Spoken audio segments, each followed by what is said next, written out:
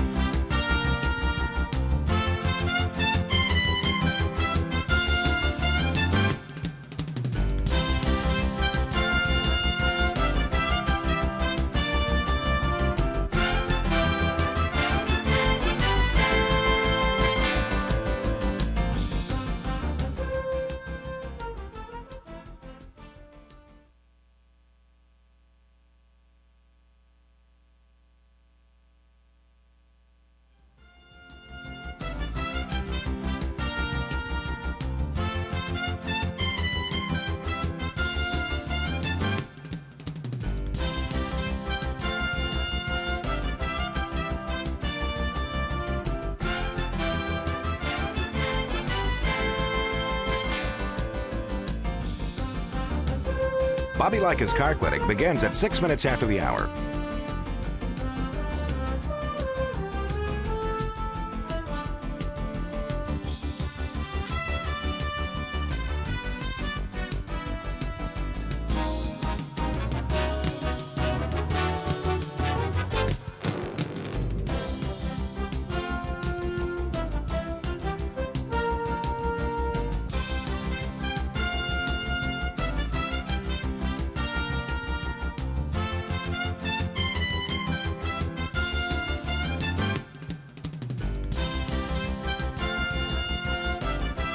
Bobby Likis Car Clinic begins at 6 minutes after the hour.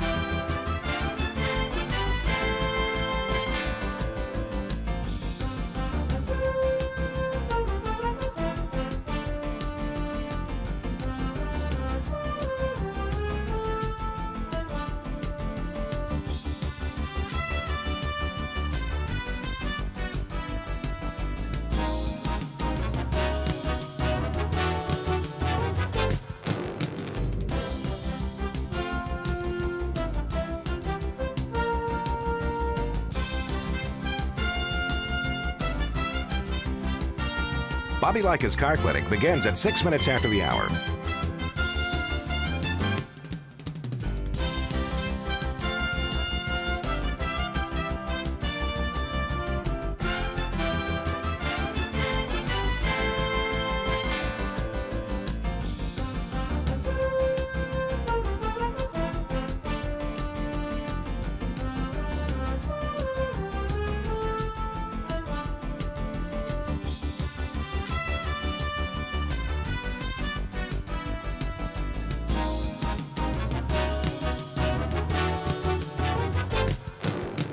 Bobby Likis Car Clinic begins at 6 minutes after the hour.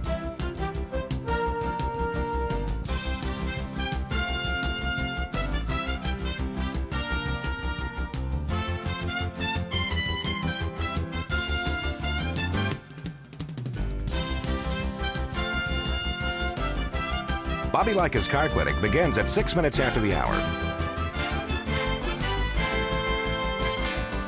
Countdown to 3-minute mark. 5, 4, 3, 2, 1, mark.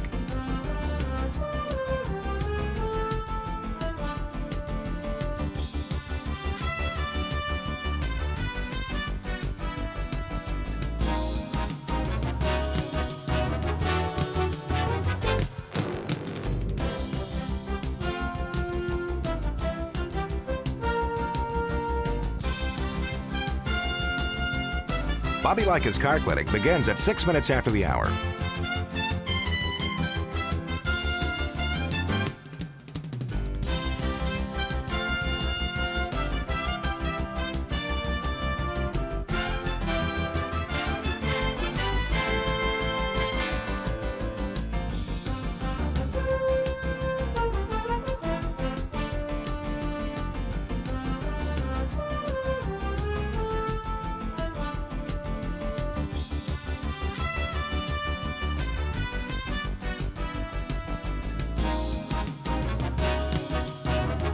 Bobby Likis Car Clinic begins at 6 minutes after the hour.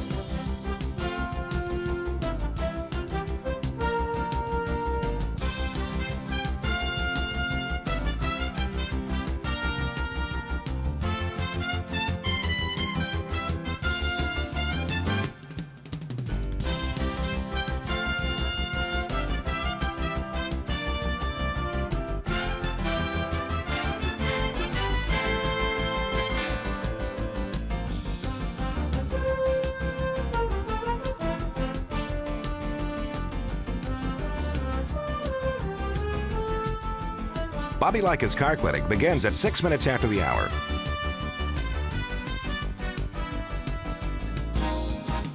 Countdown to 1-minute mark. 5, 4, 3, 2, 1, mark.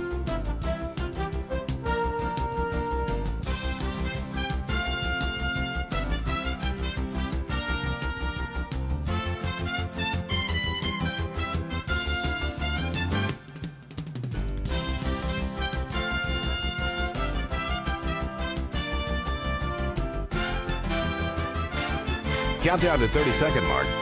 5, 4, 3, 2, 1, mark.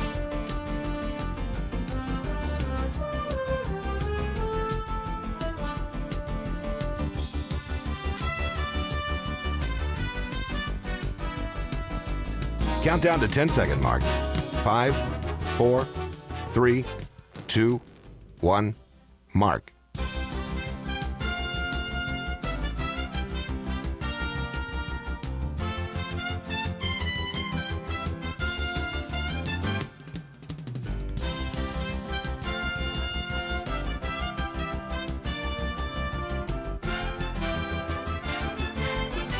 Welcome to Bobby Likis Car Clinic. If you have a car question for Bobby, call now at 1-800-264-5454, toll free from anywhere in America. And now, here's your host, Bobby Likis. And welcome to this edition of Bobby Likis Car Clinic. Yes, we're here, safe and sound.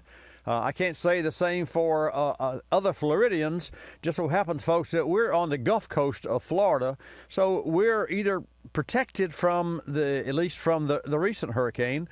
But when one comes up, when a hurricane comes up into the Gulf of Mexico, then we are very susceptible and very vulnerable to the weather. So for all the Floridians that and Georgians and those from South Carolina that may or may not have lost their homes, our heart goes out to them.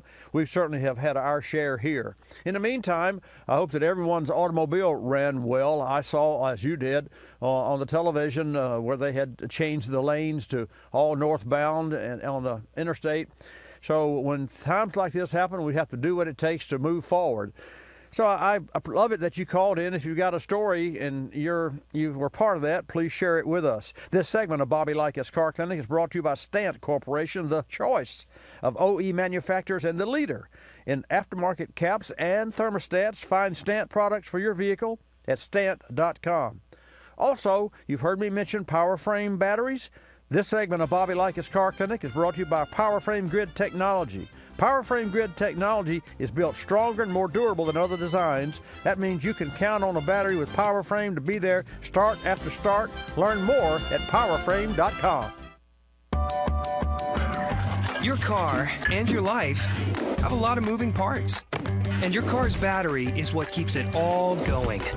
Here's something to keep in mind. While all batteries may look the same on the outside, it's what's inside that matters. So be sure to choose a battery with PowerFrame technology inside. It's stronger, more durable, and keeps you going longer.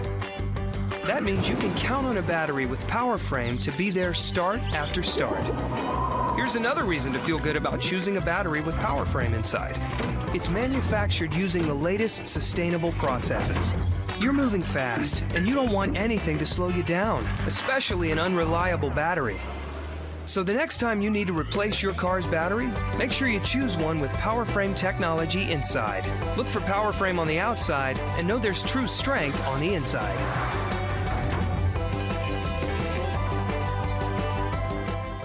The weather's going to turn soon, and you're probably going to get your home heating system ready for winter. What about your car's heating system? Specifically, the thermostat. Consider a superstat from Stant. Your vehicle's thermostat is critical for precise engine temperature control. It leads to better gas mileage, optimum performance, and lower emissions. Stant's superstat is a professional's choice. It's a premium-grade thermostat that performs better and lasts longer. Don't get left out in the cold. Learn more at stant.com. That's stant.com. For over 100 years, General Tire has provided tires for your lifestyle and adventure. From the ultra-high-performance G-Max AS03 to the all-new Grabber X3 for extreme mud, dirt, and rock, General Tire has a tire that will help get you there. And now, until October 15th, receive a Visa rebate card for up to $70 with a purchase of 4 qualifying General Tires. For more, drive to GeneralTire.com. Remember, with General Tire, anywhere is possible. You're listening to Bobby Likis Car Clinic. P. Outfitters, I'm Tina. How can I help you? I'd like to place an order. Great. Which item? The cotton roll neck sweater, large. Okay. Periwinkle, Loden, or caramel? The caramel, please. The what? I'd like it in caramel. Oh, the caramel? Yeah, that's what I said, Tina. Actually, you said caramel when it's pronounced caramel. Can't we just call it yellow? No. Everyone knows the best part of a Milky Way. They just don't know how to say it. After all, it's our caramel. It's caramel. Ugh, that makes a Milky Way great. You start my morning, you stir in my soul, you warm my heart, make me feel whole. Your aroma calls me, it starts my morning. Happy morning, your name is Folgers Mountain Grow. Now you're here, your aroma helps me wake, and the day is mine to take. The best part of waking up is Folgers in your cup.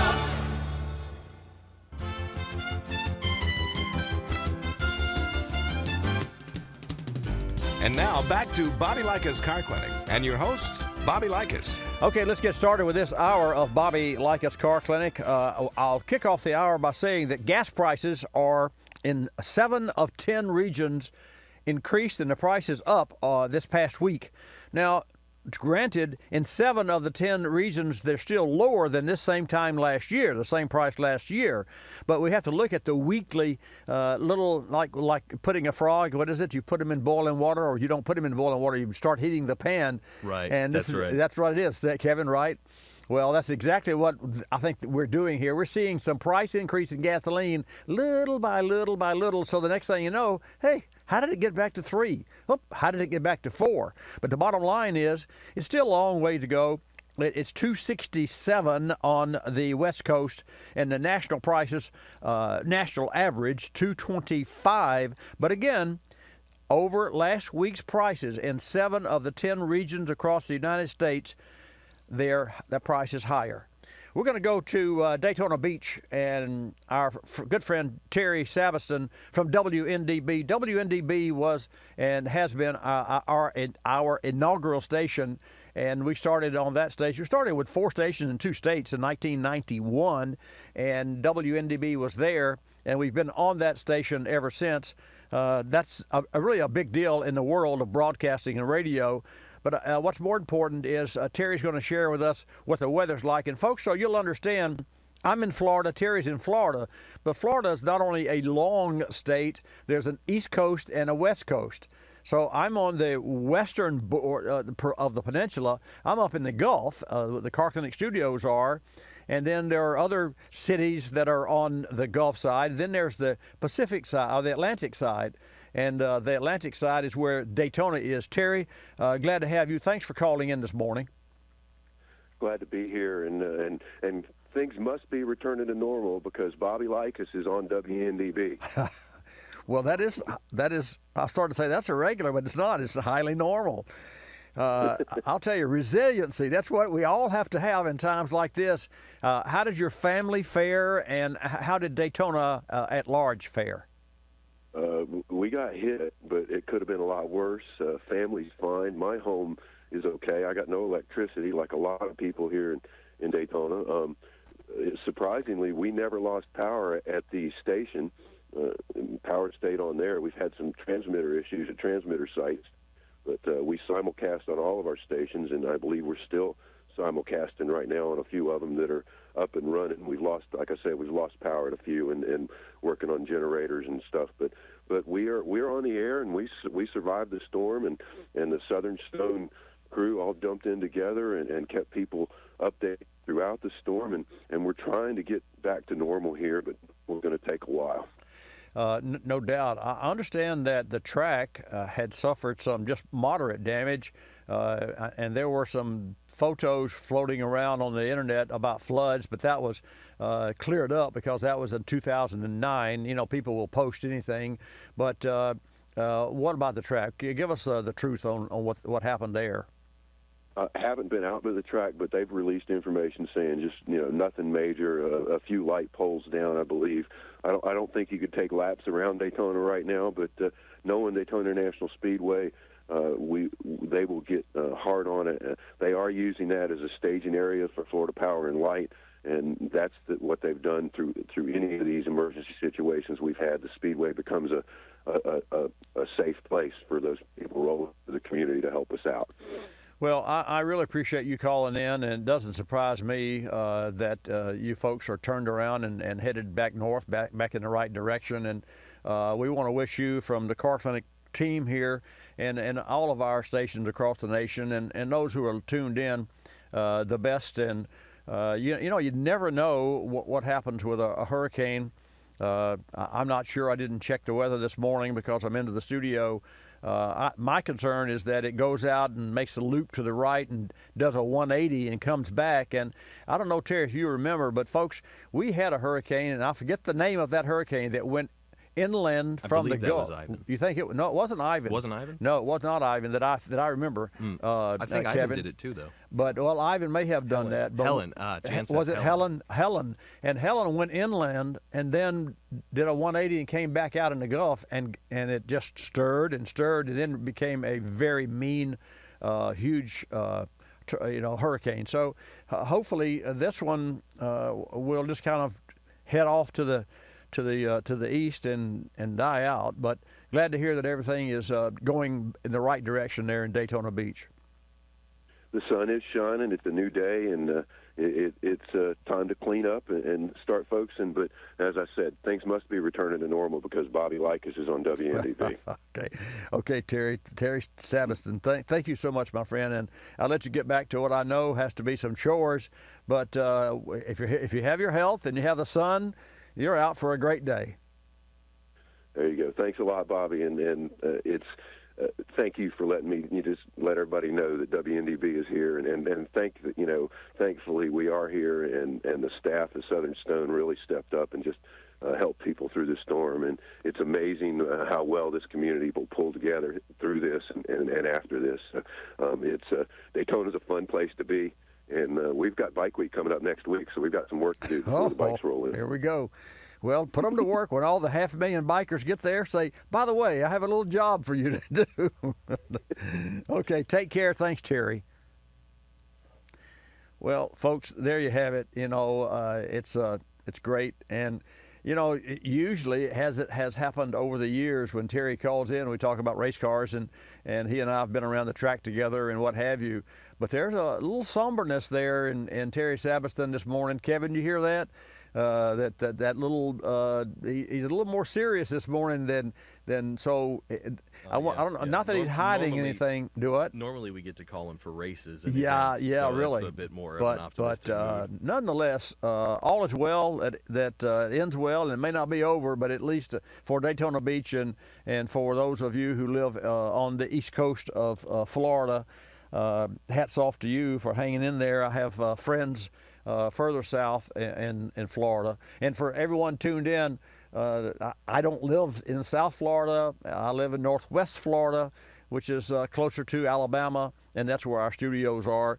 But nonetheless, I'm a Floridian, and we're going to go now to someone in Detroit. Jim is our Car Clinic reporter. Folks, Jan will take your call. She's in this morning. All is well. 888-227-2546. That's 888 Car Clinic. Jim, good morning. Welcome to Bobby Likis Car Clinic. How's the weather in Detroit?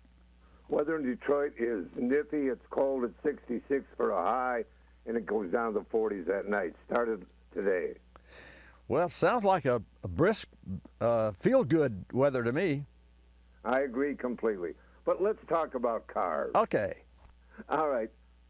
Go, for example, that the truckers that I know, they're great. I wish I could drive an autonomous truck. However, the people that own the companies want a robotic truck that handles the driverless truck, and they want to eliminate the drivers, and they hope to do so in the next 10 years. Wow. Well, you know, good luck. Whenever I've been on the road, and of course, you know, when you think about driverless vehicles, you the first thing comes to your mind is some runaway vehicle. I mean, really, that's just the typical mindset. But when you think about a semi, it's not just a runaway vehicle; it's a runaway train. I mean, that's a big dog with all that weight. With all that weight. But I read a couple of years ago where they're going to have one leader, so you'd have one individual, and this may be the initialization or the prototype, if you will, or the first batch of autonomous large semis. They're going to have a driver in the lead truck, and that driver in the lead truck would have a convoy following. And, you know, and of course, that's okay for interstate driving. That's not necessarily okay for any two-lane roads, because you're not supposed to have one truck after another. But the bottom line, you know, we're going to see it. It's coming, and it's progress, and we have to get on with it. What else did you bring, sir? Okay, we're going to take a look and see what's going on with trucks in Texas. The Texas State Fair has found that there's a big move in trucks. The Texas State Fair, which runs from October 23rd, hosts the largest new vehicle auto show, and they buy lots of packages and pickups. This is really the capital of the truck world, and it's interesting to see where trucks are going to go. For example, I just got an audio on my computer, which I got to stop when I'm on a national radio show, so we'll stop it. That does happen, but it's interesting to know that Australia, for example, in their cars have been making a Ford for 91 years, and now that is going to be discontinued. Wow. There's changes coming up all around, just like the fact that we get 35,000 people in America that could die from a car accident. In the latest survey, right. Jim, stay right there. We got a hard break, and we'll come back and take your calls and the rest with Jim. I'm Bobby Likis, calling all technicians with 20 facts about ethanol. With 13.9 billion gallons of domestic ethanol production, America required 485 million fewer barrels of imported oil. When you think about all the reasons to replace foreign fossil fuels with American renewables, consider this quote by Secretary of the Navy Ray Mabus. Secretary Mabus says, "There are great strategic reasons for moving away from fossil fuels. It's costly. Every time the cost of a barrel of oil goes up $1, it costs the U.S. Navy $31 million in extra fuel costs. But it's costly in more ways than just money. For every 50 convoys of gasoline we bring in, we lose a Marine. We lose a Marine killed or wounded. That is too high a price to pay for fuel." I'm Bobby Likis, calling all technicians with 20 facts about ethanol. Brought to you by the Renewable Fuels Association. Drive to ethanolrfa.org. Folks, we're testing an Intune i2 performance programmer from Diablo Sport and will share feedback and results over the next few months. First is ease of installation. Directions were clear and the setup was easy. The Intune i2 is preloaded with dyno and street-tested performance programs developed specifically for your car or truck, ensuring optimal power and drivability gains. From there, you can then customize a tune tailored to your own performance needs. What a great way to boost power without even popping the hood. Diablo Sport Intune i2 has a fantastic look and now features the latest generation ARM processor for a higher resolution screen and an exceptionally responsive touchpad. You can update your i2 software on virtually any computer. Windows, Mac, Linux, and update times are fast. Even the large updates take no more than 5 minutes. I'll report more to you about the Intune i2 in the coming weeks. In the meantime, check out the i2 for yourself at DiabloSport.com. That's DiabloSport.com. You're listening to Bobby Likis Car Clinic. The airlines like to have sales. Summer getaway sales, holiday sales, winter sales. Truth is, at any moment, some airline somewhere is on sale with low fares to great destinations. Travelocity knows exactly what's going on, who's on sale, to where, and when, at over 700 airlines worldwide. We even have this nifty feature that lets you look at a calendar so that you can see exactly the days the great fares are available. Travelocity.com. Go virtually anywhere. AOL keyword, travel. Hun, guess my temperature. It's 2 a.m. Go to sleep. Come on, one guess. 98. Higher. Higher at 99. You're getting warmer. Wait, I'm getting warmer. Cold symptoms keeping you from getting a good night's sleep? Get NyQuil, the nighttime sniffling, sneezing, coughing, aching, stuffy head, fever so you can sleep better to feel better medicine. Use as directed. One more guess. 100? Yes. Tell her what she's won, Bob.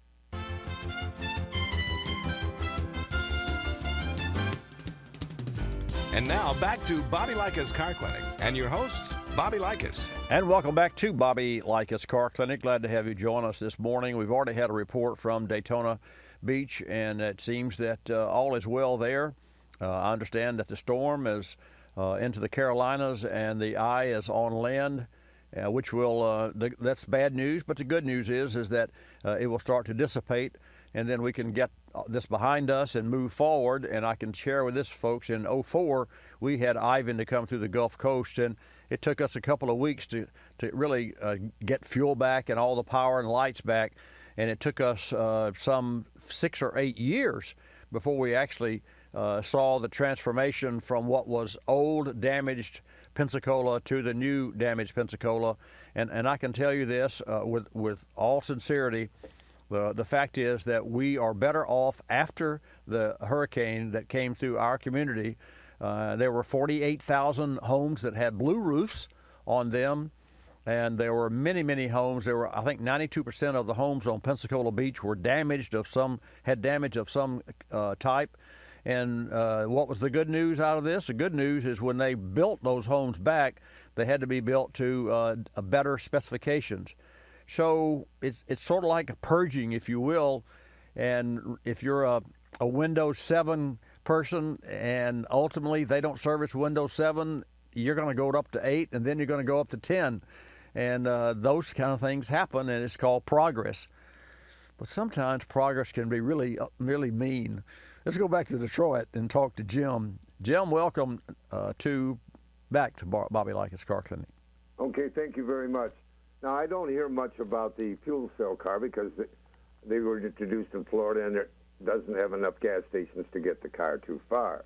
However, the Army is interested in a new Chevrolet ZH2, and it's a super big truck that could be used in Army missions, can fuel in a couple of minutes, and it looks interesting for future war battles where we're going to be using hydrogen fuel where you can get the mist out of the air, turn it back into hydrogen on the field, and get the truck rolling in just a couple hours. This truck is a large truck, huge. The Caller Z2 was revealed Monday, and it's 6.5 feet long and more than 7 feet wide. So that's quite a big vehicle, and it's claimed with its quick recharging could make a change in many of our armed force missions. 7.5 feet wide. I got that. But you said 6.5 feet long. Right. 6.5 feet. That's what they're saying in the paper, in the article I have. Yes. Well, that's not a very long truck. I mean. No, but that's an awful wide one, and it's got heavy equipment in there too. So it's a terrain vehicle of some kind. That is true. It's not a vehicle that we would think about. Yeah. What's the name of that vehicle, or the code name? ZH2. Wow. No doubt they come up with acronyms for everything. You know that the foreign cars started all that. The Mercedes SL, and then the SLC, and then the SEL, and the SC, and well, the SC was a Lexus, and they all mean something. The 911 SC, and the C, the Carrera. So it's interesting that now they've gone, and then they've gone into the 3 Series, the BMW, the 1 Series, the 2 Series, the 3 Series. I actually drove an i3 BMW, and I was very impressed. I liked the look, the feel, the performance. I liked everything about it until I learned it cost $45,000. And quite candidly, I didn't like it that well afterwards. It just was way over the price point of I know that it costs more to build those limited numbers of cars, but sooner or later the price has to come down. Any more car news from you for us? Yes, I do, Bobby. Just a contention that many car companies are coming out, hopefully in 3 years, with the ultimate test to give us self-driving cars. When they do so, some of my friends argue, will the first self-driving car be unaffordable? I really think they could trim down on the infotainment structure of the car.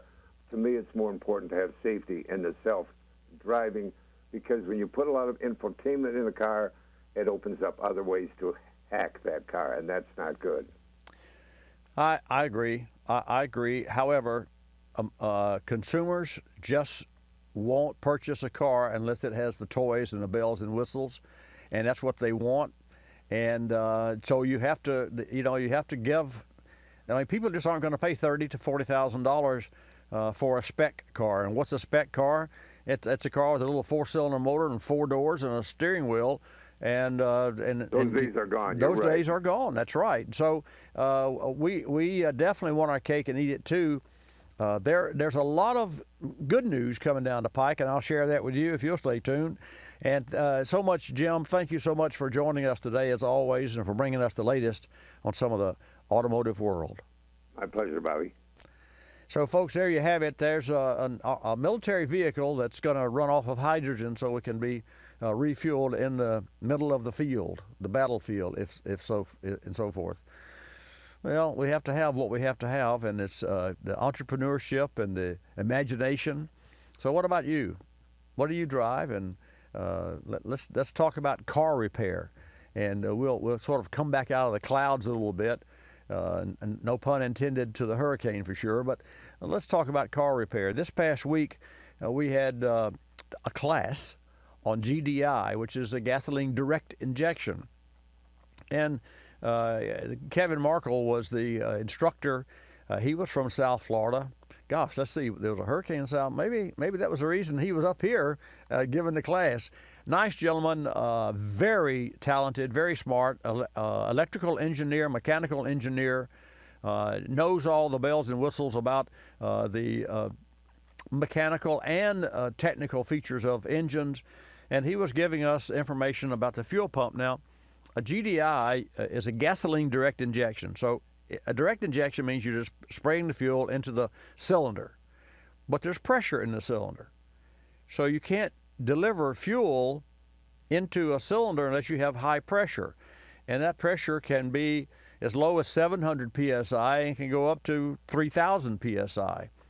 And the real challenge, and the reason that it can go up to 3,000 is because when you have a turbocharger, then that increases the pressure within the cylinder. Regardless, you have to have that. So what happens, how does the fuel get from the fuel tank to the pump, which is mounted on the engine and runs off the camshaft of the engine? It's a mechanical pump that creates the high pressure.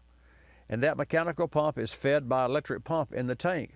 What I learned, and I thought was very interesting, is what if the mechanical pump goes out? Do you have enough pressure from the in-tank pump that would open the direct injectors? And the bottom line is yes. When or if the 2,000, 3,000, 700 psi mechanical pump fails, then the pump in the tank is controlled by the computer and will up its pressure, which normally is 40 to 50 psi, to 200 psi. Now, why is this important? It's important from a standpoint of, in the world of technicians, if you're working with an analog gauge like we have for so many years, and you've got a gauge hooked up to the fuel system of the car, and you're looking at a gauge that might go from 0 to 200 psi, that tank can easily overcome that gauge. And if you break the gauge, you could create a leak. And can you imagine the fuel spray? Well, what about the direct injectors? Can you imagine the fuel rail? If you have a leak on the fuel rail, you're talking about a sprinkler system on steroids. Because your house sprinkler system only has 40 psi. Can you imagine 2,000 psi? You'd say, well, gosh, that'd be kind of cool. It'd fog the whole yard with just one sprinkler head. Well, yeah, but if it broke, it'd have a geyser going up 100 feet in the air. And if you were above that geyser, of course, that kind of pressure would cut your finger off if you had your hand under something like that, an injector.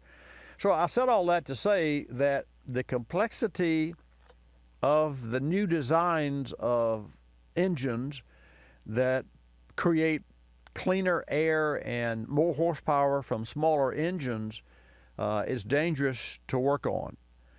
I say this to my colleagues in the automotive service world, and I specifically share it with those folks who would do some of their own work and say, well, gosh, I can go online and figure out how to do A, B, or C.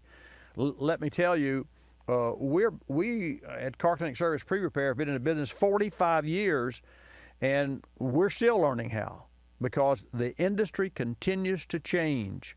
And to that end, a little later in the program, I'm going to share with you the latest information that I have on the 2017 Ford Mustang. This is not just a typical Mustang, it's a Shelby GT 350, and it may offer a 6-speed, it comes exclusively with a 6-speed manual, but it may soon offer a dual clutch transmission. And a dual clutch transmission is a standard transmission that has 2 sets of gears, 1, 3, 7, and 2, 4, 6, 8. So you can have 8-speed transmissions, and you've got 2 transmissions that run side by side inside one case, and those transmissions have 2 different shafts that go up in the clutch, and you have one master clutch that has 2 sets of plates in it. I know that's confusing, but just imagine that if you got an old standard transmission and a clutch, now imagine that you've got 2 of everything in the same car, inside the same transmission housing. That's what a dual clutch is. And it's really amazing. You've got an input shaft inside, you've got an input shaft on the outside.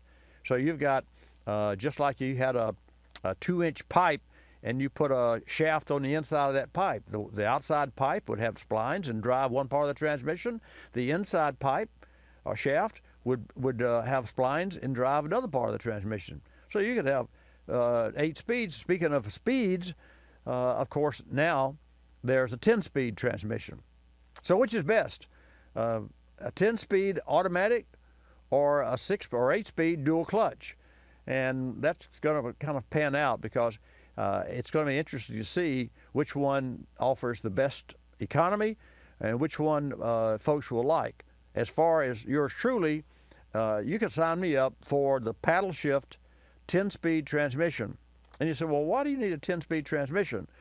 I'll explain a little more when I get back, and I'll take your calls too. Miss Jan will take your calls, rather, at 888 Car Clinic. So don't be shy. If you have a particular car question, maybe you've got your car in a shop, and you are faced with a large repair bill, and then you want to know whether you should bite that bullet or bite a larger bullet and trade it off. We had a lady, one of our customers this week, who was in an accident and lost her car, totaled her car.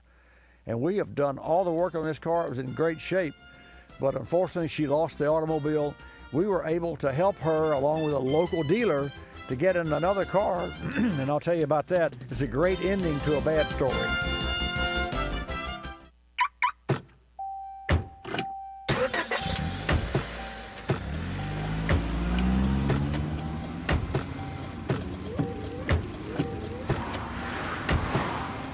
Driving has a rhythm all its own. Don't wreck it with a text. Before you get behind the wheel, silence your phone. Or better yet, designate a texter.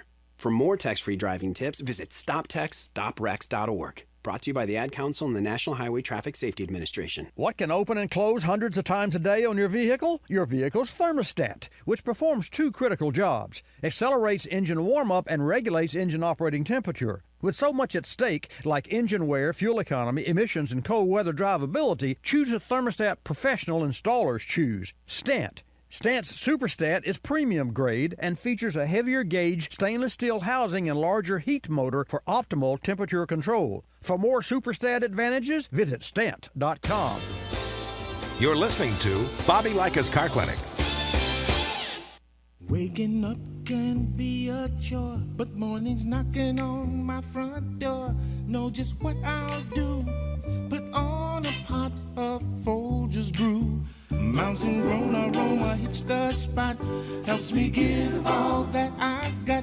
An opportunity to start out smiling and happy. The best part of waking up is Folgers in your cup. I'm privileged to be involved with Capstone Adaptive Learning, formerly known as United Cerebral Palsy, for over 25 years. Since 1953, Capstone has provided quality care programs for persons with developmental disabilities like autism, cerebral palsy, Down syndrome, and intellectual disabilities. Dr. Sherry White with her team are dedicated to Capstone's clients, and 100% of your contributions stay local to serve those in this community. Go to capstoneadaptivelearning.org to see the difference Capstone makes. Technology moves at the speed of innovation, and today, that's lightning fast. So when you get your hands on the latest tech, don't forget to do the right thing with your old devices. Recycle them. The Consumer Technology Association and its members are making recycling your old tech device as easy as purchasing new ones. Just go to greenergadgets.org, type in your zip code, and you'll instantly find the responsible recycling location closest to your home. You'll also find lots of tips to simplify your recycling, like asking the store where you buy your new TV if they'll haul away your old one. Television sets, video game consoles, smartphones, tablets, they're all recyclable. Don't let them clog up your local landfill. Just visit greenergadgets.org. You're sharp enough to get the latest tech tools into your home. Now be responsible enough to get your old devices to the recycler. That's greenergadgets.org.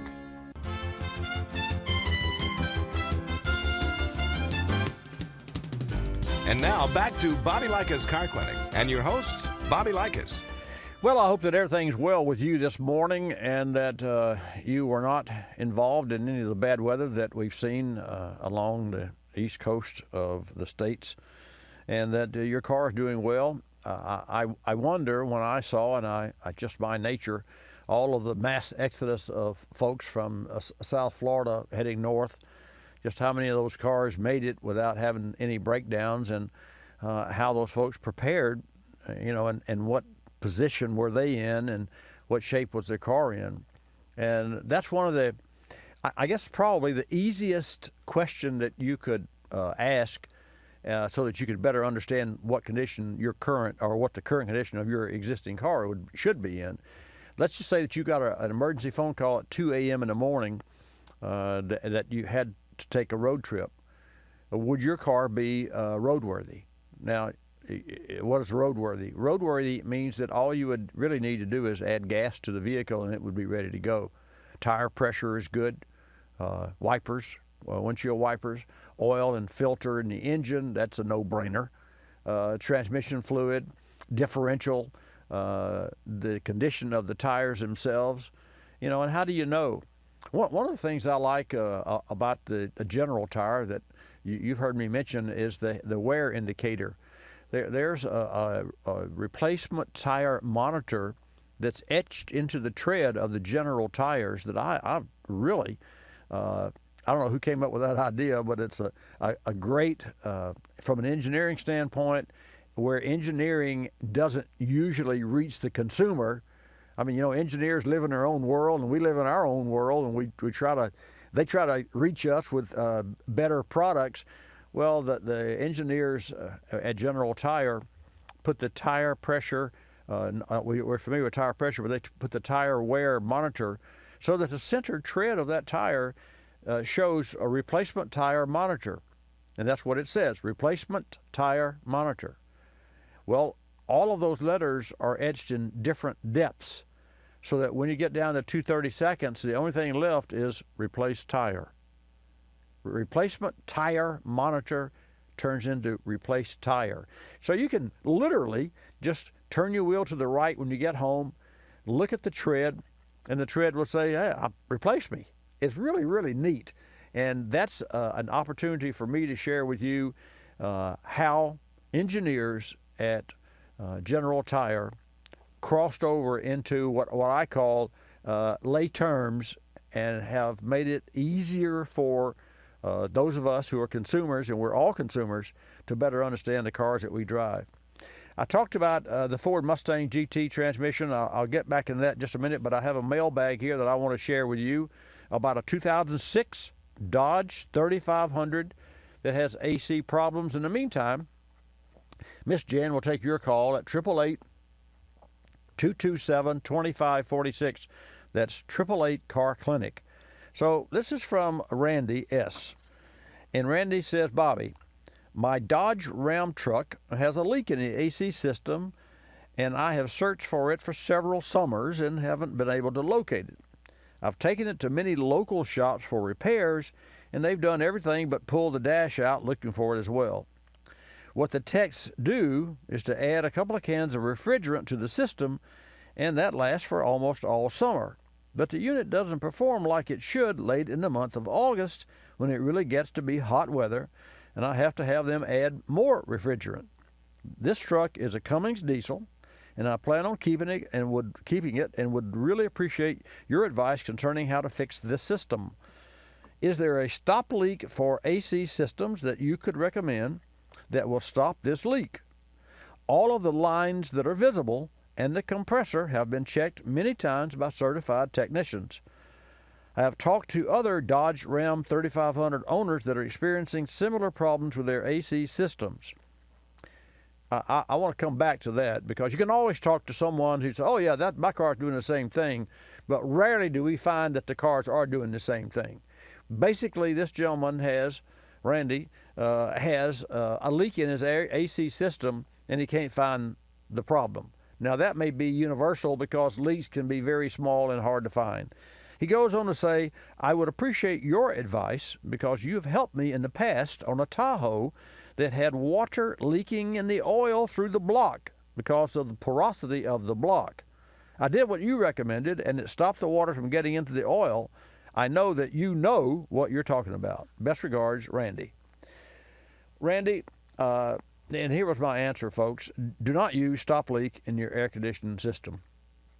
The procedure we use at Car Clinic Service Pre-Repair is to add dye to the system, which will show even the tiniest of refrigerant leaks. And I suspect that Randy has, and I wrote to him, I suspect you have a leaking evaporator core, so ask your local shop to add the dye and inspect the AC system's water drain hose for leaks.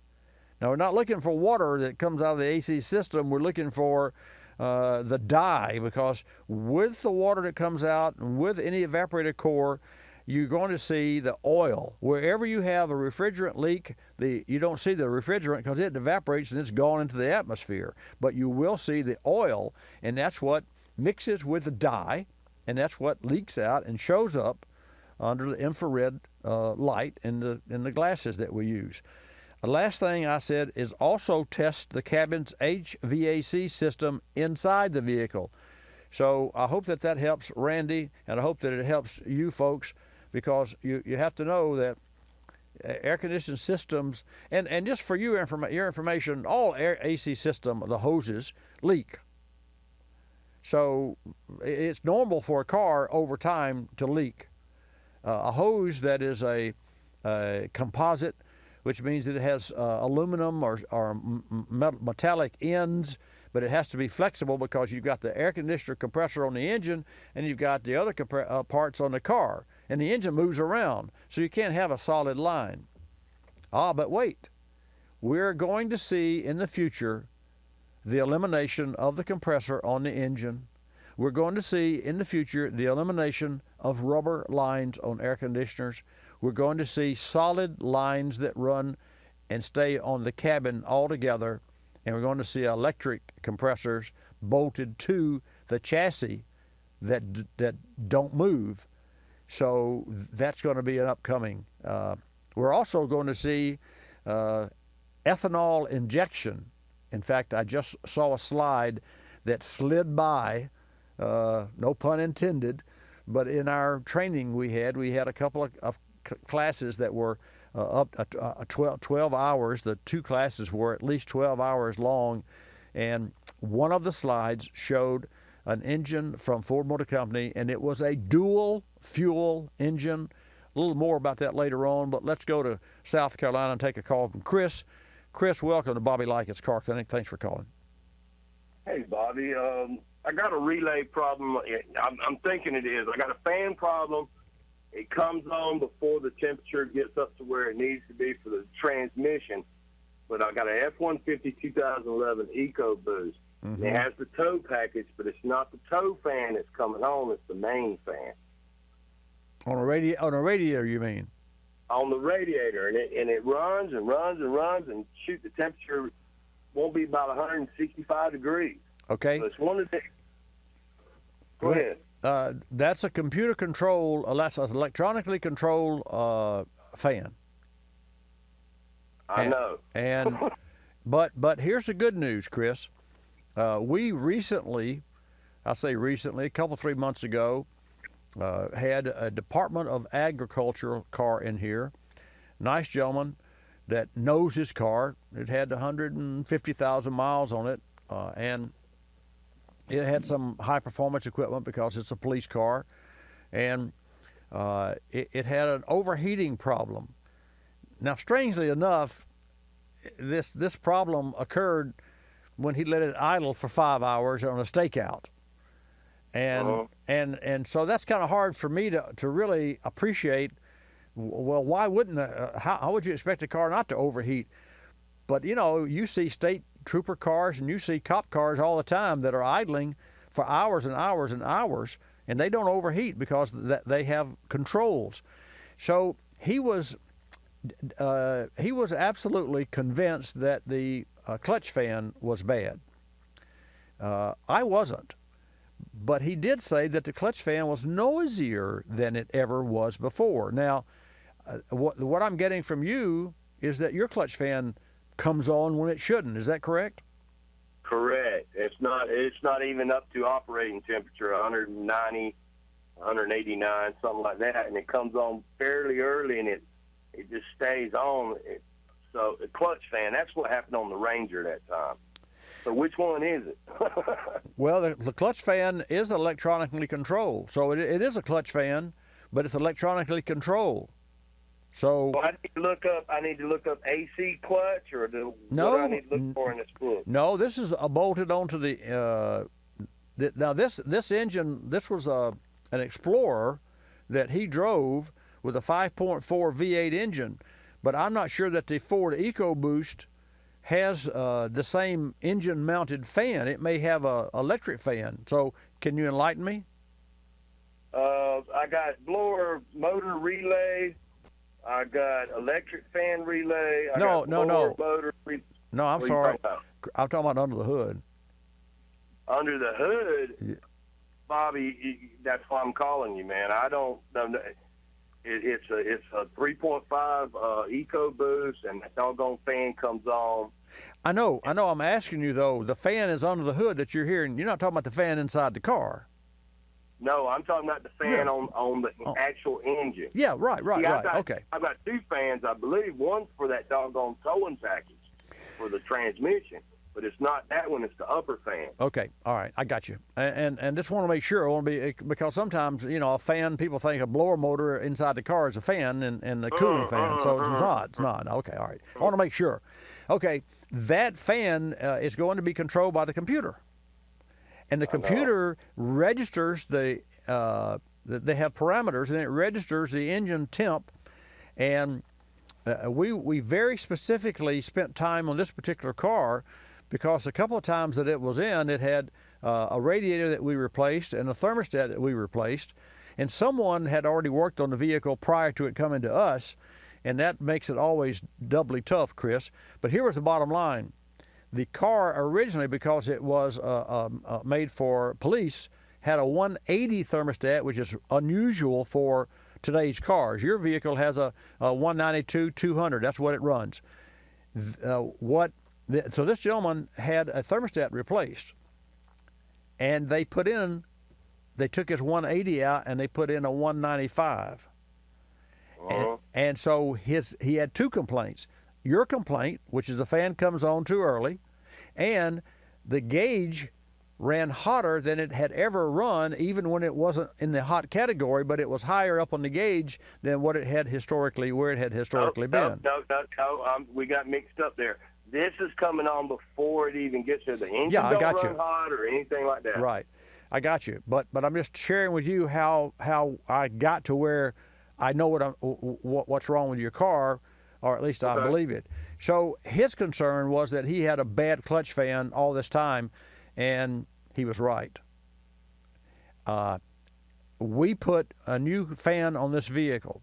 Now, I didn't think that it was right because you could let the engine idle and bring the RPM up, and it would the fan would come on, and then it would cool off. And I said, well, hey, that's normal because that's the way normal clutch fans operate, but it's not the way the replacement fans of today and what your EcoBoost has on it, because they have electronic controls.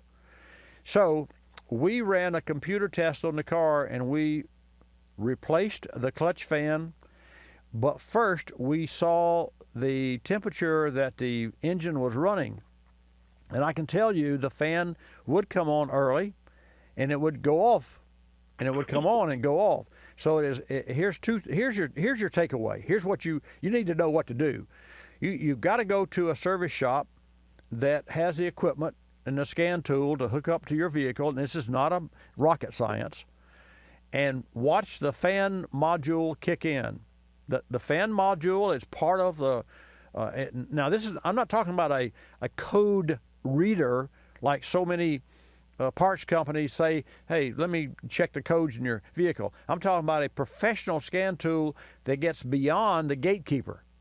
The gatekeeper in an electronic vehicle allows you to read the codes, but you don't know what that means. You can't go beyond the codes and do actuations of fans and what have you, and emissions controls and those. So you go to a professional technician, a master. We have master ASE certified techs. We go into the architecture. We watch the temperature of the engine, and this particular car had left bank and right bank. And I watched it personally. It would run 197, 198, and on the right bank would run 198, 199, and they'd be within 1 degree of each other. And the bottom line, we put a clutch fan on that vehicle, and it not only came on later, but it came on and off at an idle. And that was where I was confused, but I said, well, if you're going to let this engine idle on a stakeout, how's the fan going to turn faster? Well, it does, because the fan is overdriven by the crankshaft. So I would say to you that you take it to a shop and have them test the fan, the engine temperature, and when the fan comes on, and then if the voltage is telling the fan to come on, you've got a signal problem, and that's a computer problem. And if it's not, then you've got a clutch fan problem, if it's voluntarily. I hope that helps, Chris. And folks, I hope that you've enjoyed this hour of Bobby Likis Car Clinic. More coming up about the dual clutch later on in the next and second hour of Bobby Likis Car Clinic after the break. I'm Bobby Likis. Likis, you'll love us. This is Bobby Likis Car Clinic. Bobby Likis Car Clinic is a copyrighted presentation of Car Clinic Productions Incorporated and may not be reproduced or rebroadcast without the express written approval of Car Clinic Productions Incorporated.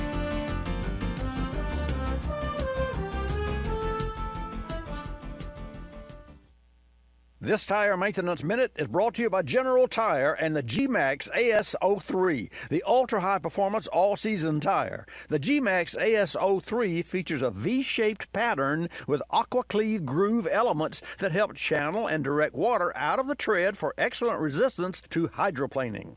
Driving on an improperly repaired tire is as unsafe as a tire with worn tread, cracks, or other issues.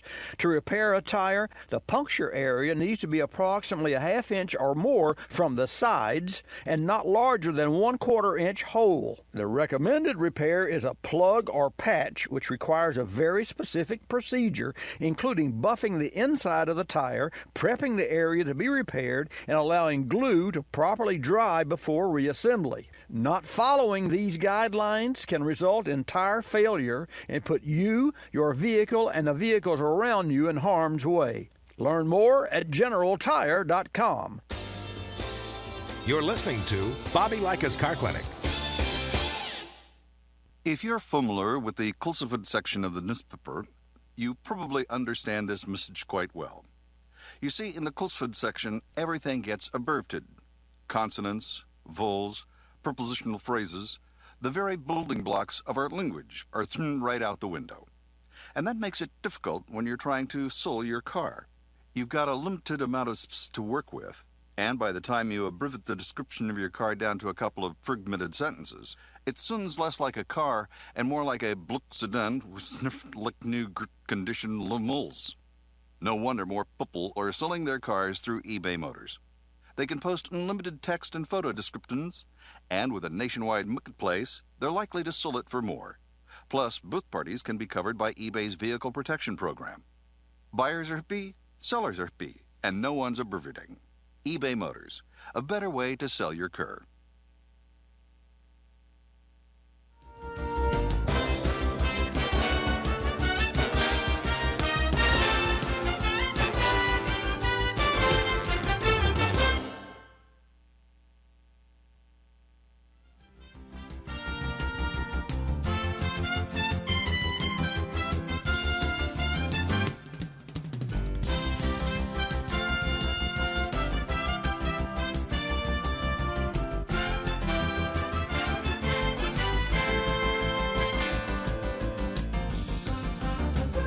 Bobby Likis Car Clinic begins at 6 minutes after the hour.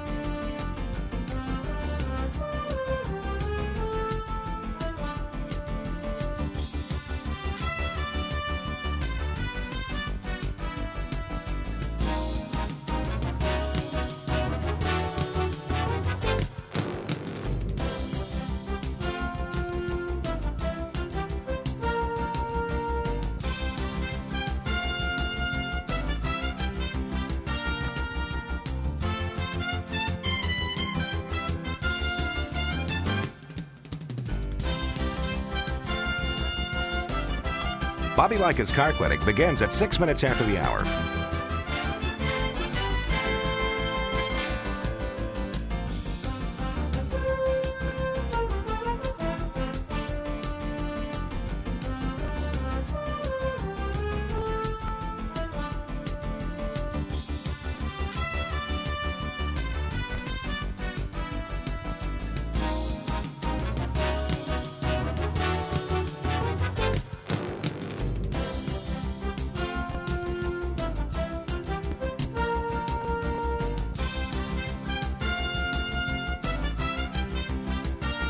Bobby Likis Car Clinic begins at 6 minutes after the hour.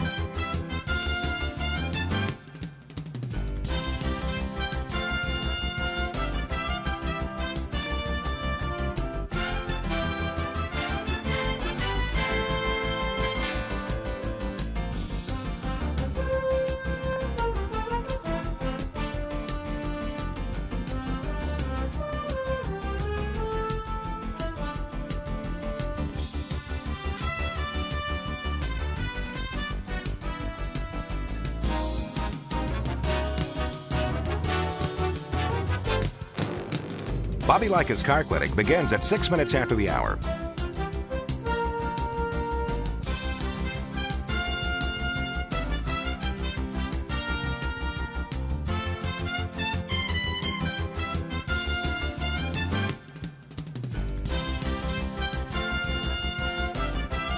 Bobby Likis Car Clinic begins at 6 minutes after the hour. Countdown to 3-minute mark. 5, 4, 3, 2, 1, mark.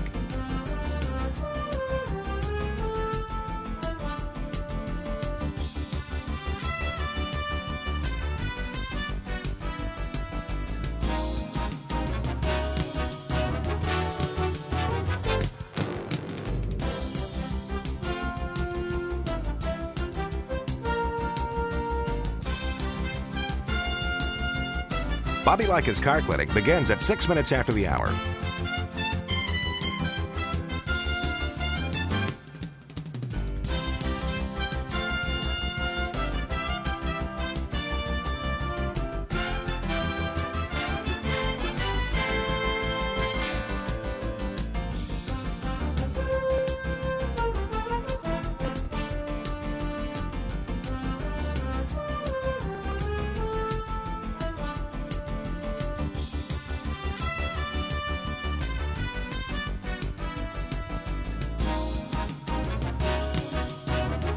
Bobby Likis Car Clinic begins at 6 minutes after the hour.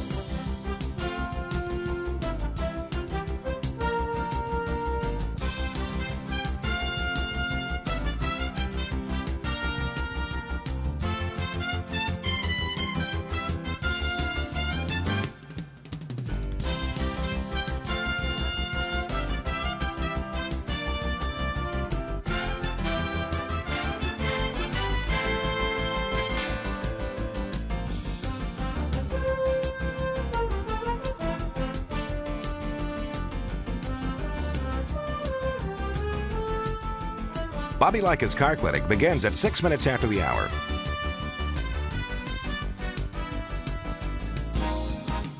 Countdown to 1-minute mark. 5, 4, 3, 2, 1, mark.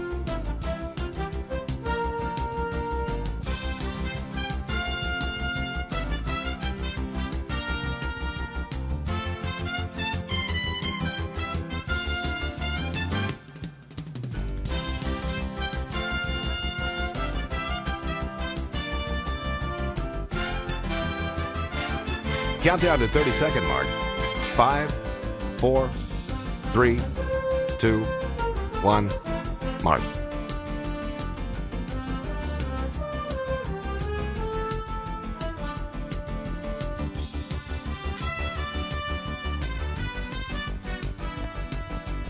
Countdown to 10-second mark. 5, 4, 3, 2, 1, mark.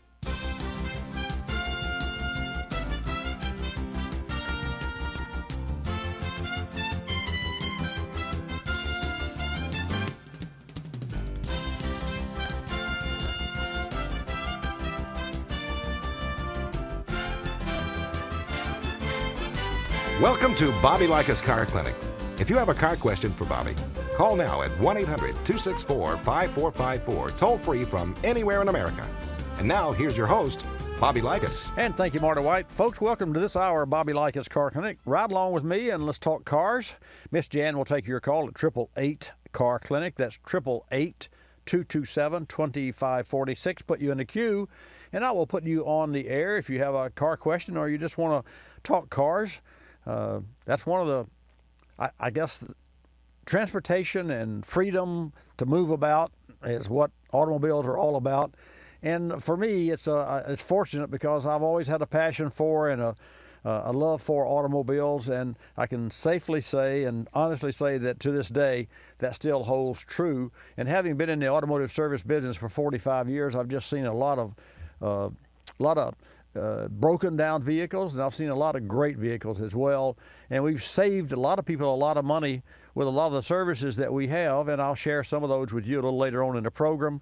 Also, the latest news in some of the industry and what's going on. This segment of Bobby Likis Car Clinic is brought to you by O'Reilly Auto Parts. When it comes to safety, there's nothing more important than your vehicle's brakes.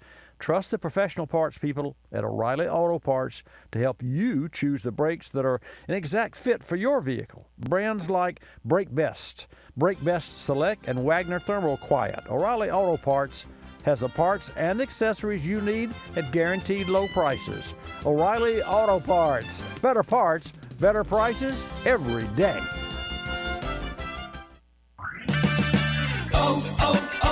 O'Reilly. Pick up Peak Universal Premixed Antifreeze and Coolant for $7.99 a gallon after mail-in rebate at O'Reilly Auto Parts and earn double O Rewards points on your purchase. Protect against damaging rust and corrosion with Peak Universal Premixed Antifreeze and Coolant at O'Reilly Auto Parts. Better parts, better prices every day. Limit supply. See store for details. O'Reilly Auto Parts. This vehicle maintenance spotlight is brought to you by O'Reilly Auto Parts. Nothing's more important than your vehicle's brakes. Though there's no substitute for scheduled maintenance, also be on the lookout for signs of trouble, like your car pulling or a shuddering steering wheel. Trust the professional parts people at O'Reilly Auto Parts to help you choose the brakes that are an exact fit for your vehicle. Brands you trust like Brake Best Select, and Wagner Thermal Quiet at guaranteed low prices. O'Reilly Auto Parts. Better parts, better prices every day. I'm Bobby Likis, calling all technicians with 20 facts about ethanol. Availability of E15 as a choice at the pump not only serves the American consumer and American economy, but also benefits the engines of today's EPA E15 approved vehicles as an oxygenant, octane booster, and delivery mechanism of a higher density fuel charge, which allows more torque. After 6 million miles of testing by the Department of Energy, the EPA approved in January 2011 E15 for light-duty vehicles. That's cars, trucks, and SUVs, model year 2001 and later. The first gas station offering drivers an E15 alternative, and at $1.15 per gallon, opened its pumps to consumers in Lawrence, Kansas in July 2012. I'm Bobby Likis, calling all technicians with 20 facts about ethanol. Brought to you by the Renewable Fuels Association. Drive to ethanolrfa.org. You're listening to Bobby Likis Car Clinic. Another lending success story from LendingTree.com. Car dealers like playing games. They play percentage points, they play markups, but I don't like playing with my money. So I got my auto loan through LendingTree.com. I filled out one simple form, a marketplace of banks and lenders competed over it, and I got 4 offers back within hours. After all, the car buying game is a lot easier to win when you're holding all the cards. LendingTree.com. When banks compete, you win. For additional information and state license disclosures, please visit our website located at LendingTree.com. Hospice isn't a place, it's a face. And Regency Hospice delivers more faces to you and your loved one when life matters most. Faces of nurses, nursing assistants, social workers, and chaplains. Regency's skilled, compassionate professionals deliver comfort and individualized care. When that time of life comes to you, Regency Hospice will be there for you. Go to regencyhospice.com for more, including Hospice for Heroes Veterans Recognition Program.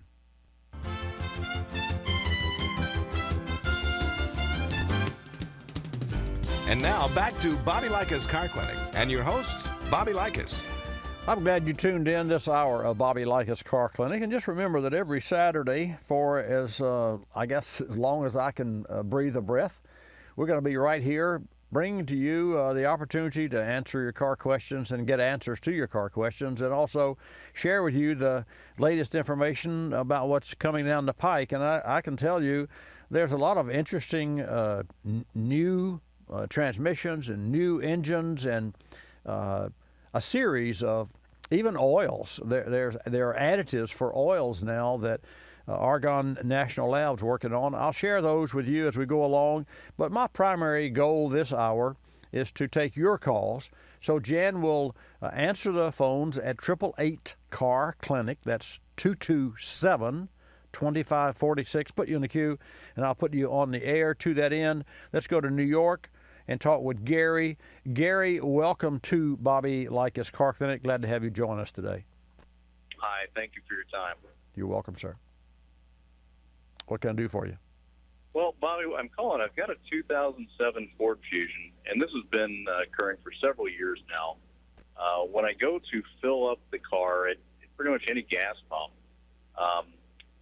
the pump will shut off as if the automatic shut off when your tank is full. Yes, sir. But this will happen even with the tank is dead empty, and I haven't seen it related to weather conditions or anything else that would lead me to believe what could be, I guess, a correlation with what is causing the problem. I'm suspecting something with the back pressure and the filler neck, but to be honest, I haven't looked into it. Or what it causes me is about 10 minutes to go fill up at the pump, just barely squeezing the nozzle to get it to fill up very slowly. Well, that's. And with that, do you have any ideas? I do. Number one, that's so inconvenient, and you're a more patient person than I. For every automobile that's on the road, the main pipe that feeds into the tank is a one-way device, literally, and it's liquid going in. There's another hose that comes from the evaporative emissions system. Most of the time, of course, this hose is attached to the top of the tank, so that when you fill the tank, the air that's in the tank has to escape.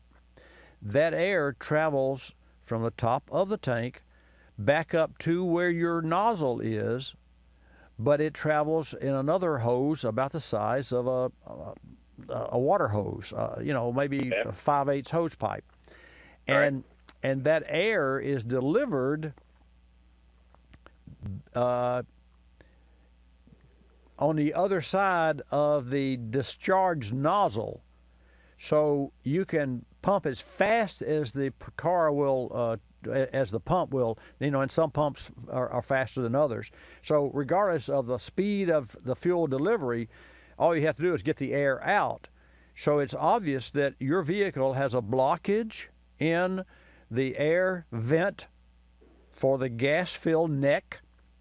Okay. Or it could have a problem with the evap system. It's called the evaporative emission system. But either or, that's easy enough to inspect, and it should be inspected because there's a blockage there, and that could affect the evaporative system. Does the check engine light ever come on? No, I've never had a check engine light. Okay. I think we take fairly good care of the car. So right. Other than that, I've never had a check engine light or anything else related to this issue. Okay. Well, just remember that when a pot's boiling, you've got the steam that comes out of it, and you've got a little weight on the top of the pot. But as you increase any liquid, whether you increase it in temperature, that air that's in that tank has to be displaced with fuel, and that air has to go somewhere, and it goes and escapes during the fill of the tank.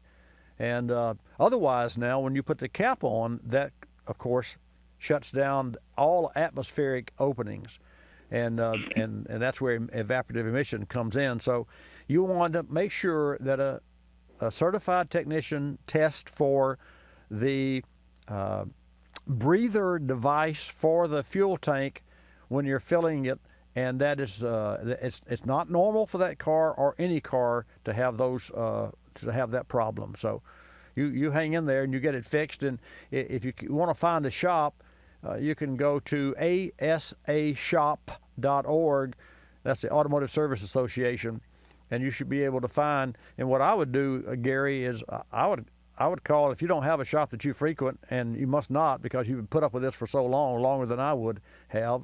You could go to asashop.org from the convenience of your own phone, which is where you are right now in your own home, and ask them if they're familiar with the venting system of the fuel tank, and also see how interested they are to solve the problem for you. You can tell by talking to someone whether they want your business or not. Yep. Okay. Thank you so much. You're welcome so much.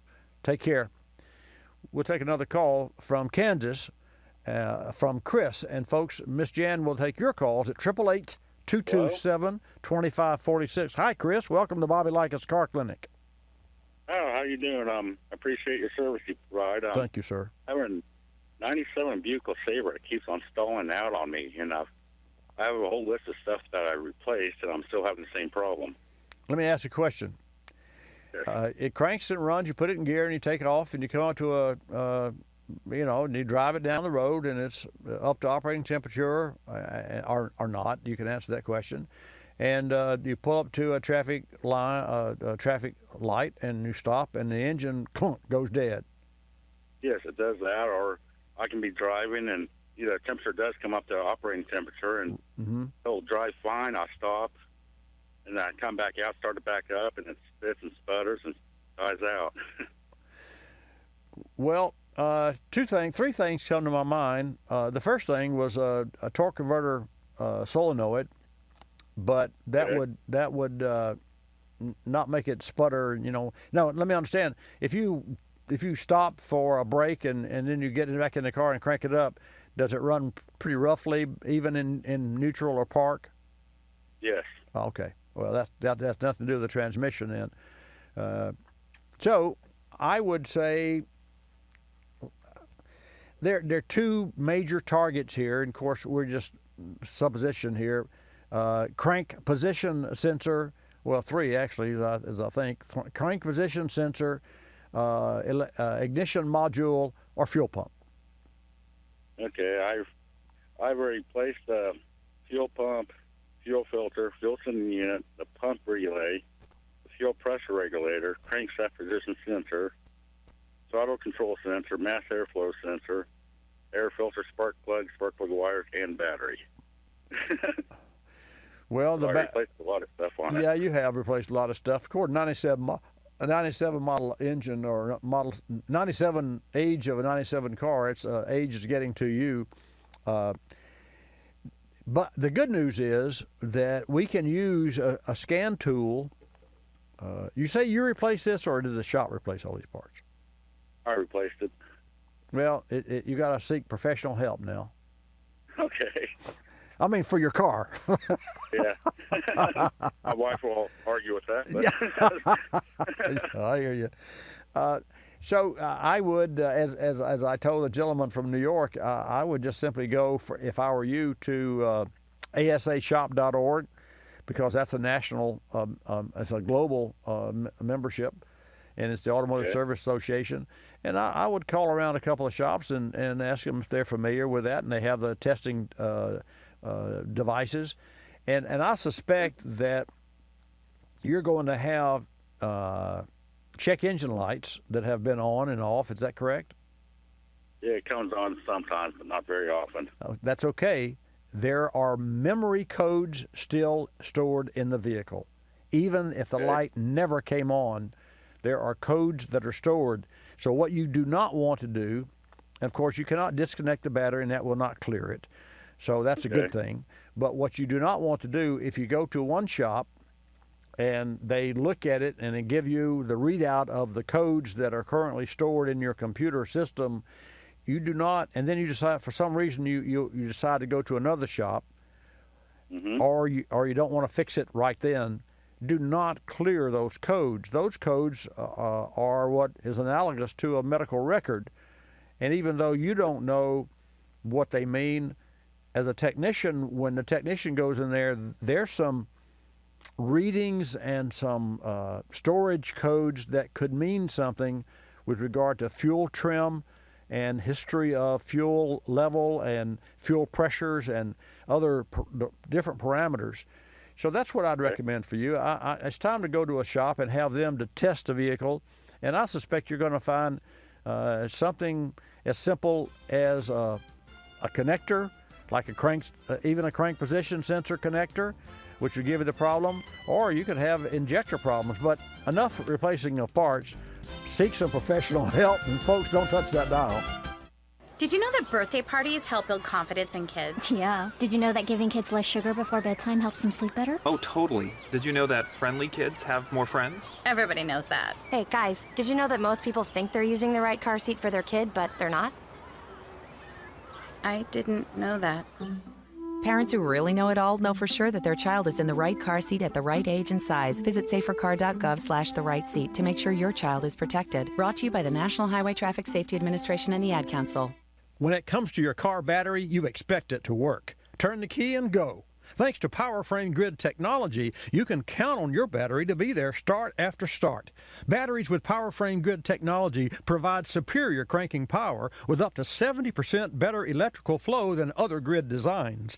Look for the PowerFrame logo on the outside of your next battery. It means true strength on the inside. Visit PowerFrame.com to find a retailer near you. That's PowerFrame.com. This Tire Maintenance Minute is brought to you by General Tire and the Ultimax RT43. Featuring replacement tire technology, the Ultimax RT43 lets you know if it needs replacing. Ultimax RT43, a smarter tire for a smarter driver.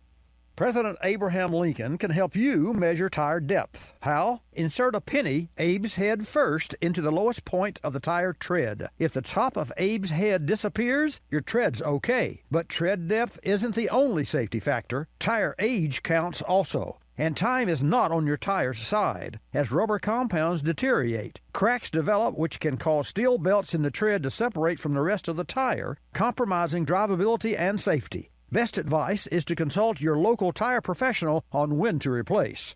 General Tire's Ultimax RT43 actually extends the life of the tire by visually identifying vehicle misalignment. Talk about a smarter tire. For more, visit GeneralTire.com. You're listening to Bobby Likis Car Clinic. Telephone tip. From Geico Auto Insurance. When calling Geico to switch your car insurance, you will not need acetaminophen, naproxen, indomethacin, ibuprofen, a cold compress, an on-call acupuncturist, or any other pain remedy. In 15 minutes, you could save 15% or more. If it were any more painless, you could do it in your sleep, which is theoretically possible since we offer complete 24-hour service. Call 1-800-947-AUTO, 1-800-947-AUTO. Geico Direct, the sensible alternative. When you purchase the latest TV, tablet, or smartphone, don't forget to do the right thing with your old ones. Recycle them. The Consumer Technology Association and its members are making recycling your old devices as easy as buying new ones. Just go to greenergadgets.org, type in your zip code, and you'll instantly find the recycling location closest to your home. You'll also find recycling tips, like asking the store where you buy your new TV if they'll haul away your old one. Don't let your old tech tools clog your local landfill. Just visit greenergadgets.org.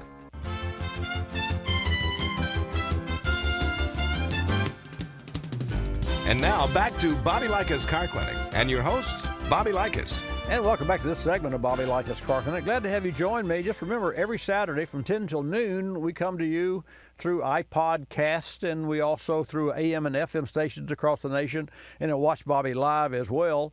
So we're there for you, and I'll answer your car questions. This time of year, there's a lot of football going on. Some of our affiliates see fit to insert a lot of football early on. And I can understand that because that's college football is a big part of our society today. Quite candidly, I'm interested to see what Arkansas and how Arkansas and Alabama are going to play later on. That's at 7 p.m. Eastern time. And so it would be interesting to me. The good news is I get to be with you right here on Bobby Likis Car Clinic early on because those guys aren't up and throwing balls yet, or they're practicing probably this morning. 888 Car Clinic is the number. Jan will take your call and put you in a queue, and I'll put you on the air. 888-227-2546. I mentioned earlier about the Mustang Shelby. So you've heard about a dual clutch, and gosh, I don't want to get technical here, but a dual clutch is a transmission. It's two transmissions and two clutches in one unit. That's, so one transmission is 1357 and the other one's 2468. That's basically the simplistic turnabout. That's the overview of what's inside the box. 1357, 2468. Now, why is that? When you're in first gear and you let the clutch out, second gear is already in gear. It's already engaged. But you can't be in two gears at one time because that would lock the car. It would lock the drive line. So there are two clutches. So second gear clutch is disengaged and first gear clutch is engaged. When you want to go to second gear, that first gear clutch disengages and the second gear clutch engages that quickly.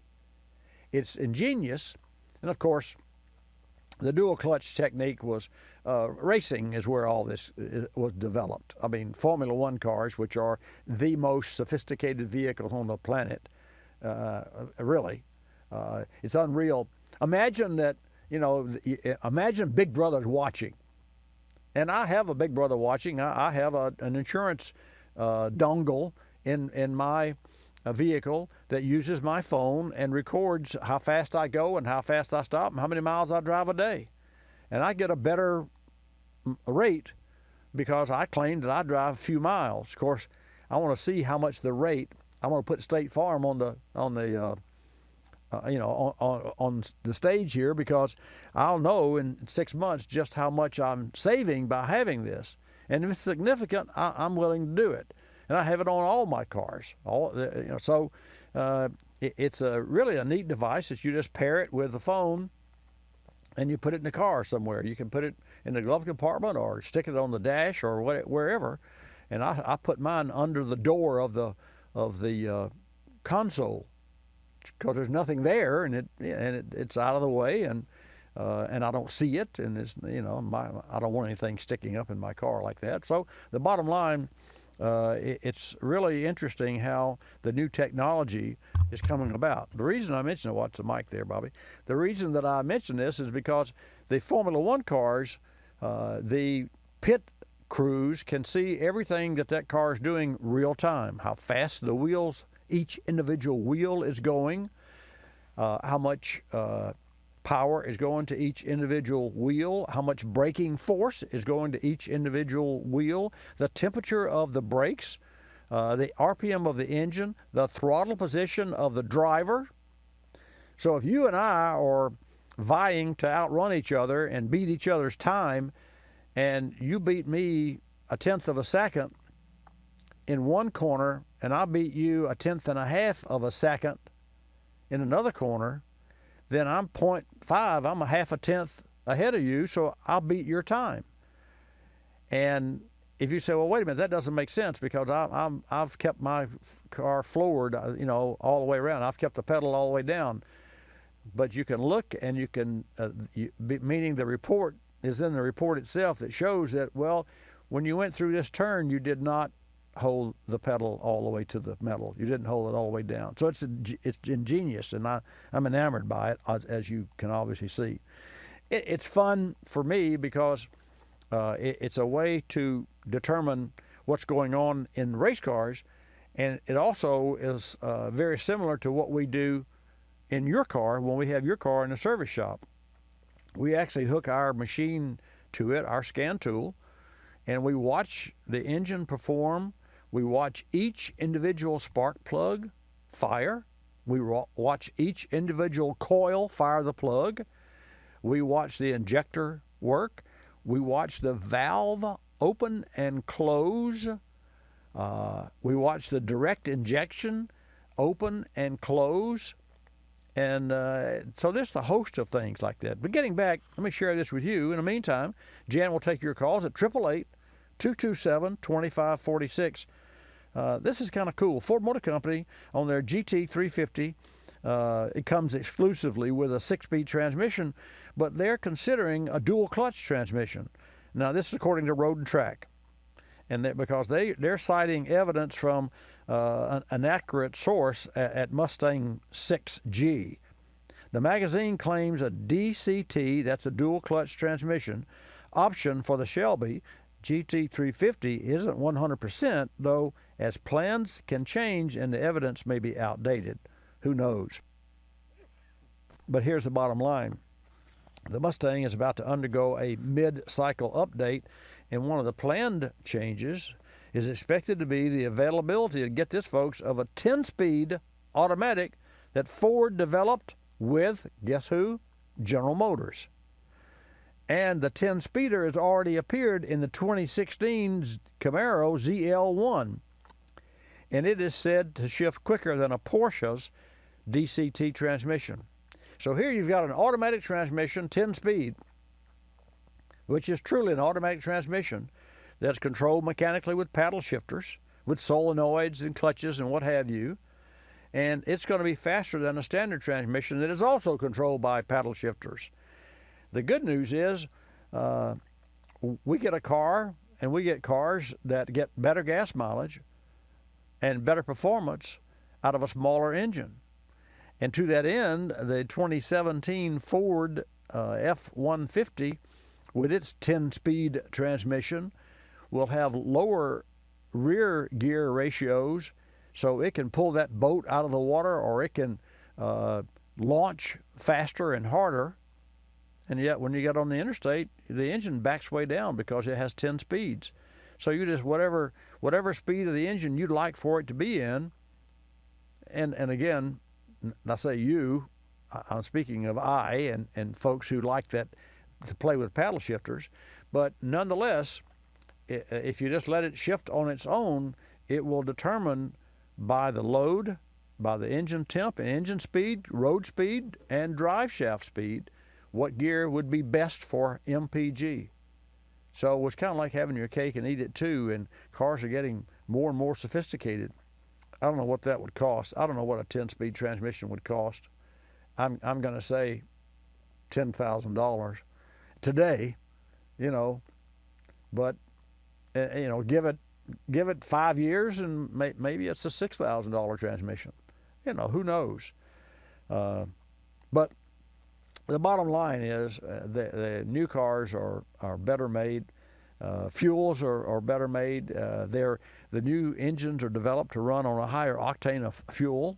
Anytime you have a turbocharger, you have to use a high octane because turbochargers increase boost and increase the pressure on top of the piston. And anytime you have pressure on top of the piston exceeding a certain limit, you have to have, that's the AKI, the anti-knock index, or how much pressure and heat gasoline can take before it self-ignites. You do not want that to happen. So you add something to it. What do you add? You add ethanol, because ethanol has a 113 octane rating. And you can add more ethanol. You could take E10 and add another 5% and splash it. Now you've got, instead of 87 octane, you've got 88 octane. And guess what? E15 costs less than E10. Now what if you wanted, let's talk about this. What if you wanted 100 octane? Where would you go? E25. And how much would it cost? Now understand, you've got a car that is demanding premium fuel. So you're having to run 93 octane and pay for 93 octane fuel. But if we had E25, we would have more of the 113 octane, which would bring up the lower grade gasoline to a higher octane at a cheaper price. So you would have a cheaper fuel, a less expensive fuel that burns cleaner and produces more power than your current fuel, and you could use it in the turbocharger that demands a high octane. That's where the industry's going. Make no mistake about it. And you hear a lot of naysayers about ethanol. You don't hear as many these days. I don't hear as many these days, and you just would be shocked at how many I heard years ago. And you say, well, how did you get on the ethanol bandwagon? Well, in the late 60s, I ran alcohol fuels in a drag car. So I already knew about octane. I have to say I didn't really know as much as I know today, but I just knew that the car ran faster on alcohol than it did on gasoline. And at that time, it was methanol, not ethanol. So I was still using a crude derivative or a fuel that was made from a crude oil, but it still exposed me to an alternative source. Just like if you go back, Henry Ford's first car was the quadricycle that ran on straight ethanol. And America's first flex fuel vehicle was a Model T. Came out in 1908, and it was America's first flex fuel vehicle. Very interesting. Actually, ethanol was the first fuel, but no one could figure out how to make it and get tax out of it, and specifically John D. Rockefeller. But that's another story. You should really look that up. The timeline of ethanol and fuels and prohibition, and you'll see that you follow, what's it called? Follow the money. You can definitely follow the money, and you will see that we ultimately the de facto gasoline became the fuel for transportation, became gasoline by following the money.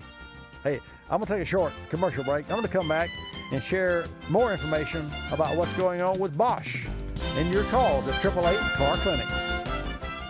Here's an email from a Car Clinic listener. David writes, "What's the amber light on my dash? It looks like a cork pointing at an angle to a picture on the side of the car. This light has been on and off for about a year now, and I think it's time I check it out." Well, David, no time like the present. The light indicates a detected failure that could allow gasoline fumes to evaporate into the air, costing you money and lost fuel and polluting the air. Most common failure that trips the light? A small evap leak, or in other words, loose fuel cap. Besides being tight, the cap must also be in good condition. Fuel caps don't last forever, and poor quality caps don't work well from the beginning. Stant makes a large line of fuel caps that will last a very long time and ensure proper sealing of the system. Stant fuel caps are the only aftermarket caps to include all the safety features of the original equipment cap. Visit Stant.com or ask your local parts store for a Stant gas cap by name. You're listening to Bobby Likis Car Clinic. More than 1 million wild animals are killed each year illegally. Poaching is a major threat to our country's wildlife. I'm Tom Barry. I'm an actor with a desire to preserve living space for wildlife. The Humane Society Wildlife Land Trust does just that. Works with private landowners to protect wildlife, to preserve natural habitats. To learn more or to work with the Humane Society Wildlife Land Trust, call 800-729-SAVE. That's 800-729-SAVE, or visit wildlifelandtrust.org. Thank you. Did you know 26 million Americans have kidney disease and most don't know it? The day I was diagnosed, I didn't know what to do. I called the National Kidney Foundation, and the young lady who answered stayed on the phone with me and walked me through step by step. She too was surviving kidney disease, and she showed me there could be life after kidney disease. Visit the National Kidney Foundation at kidney.org. Now, you know. We're a land of cynics. We don't believe anything anymore. You know why? Because we've been told we've won $1 million, that it's new and improved, that it slices and dices, that our favorite singer is still alive, that we'll be prosecuted if we cut off the tags, and of course that everything is backed with a 100% money-back guarantee. So when we hear the words customer service, we don't believe it. Travelocity isn't surprised if you're a little skeptical when they say they have excellent customer service, and that there's actually a pleasant face behind this website, a living, breathing person with a supercharged computer full of answers. Someone who's willing to help when you get lost, and most of all, someone that will actually pick up the phone when you call with a question or a concern. Customer service is just another example of how Travelocity puts you in control of travel. Chances are you'll never have to use it, but it's good to know it'll be there if you need it. Travelocity.com. Go virtually anywhere.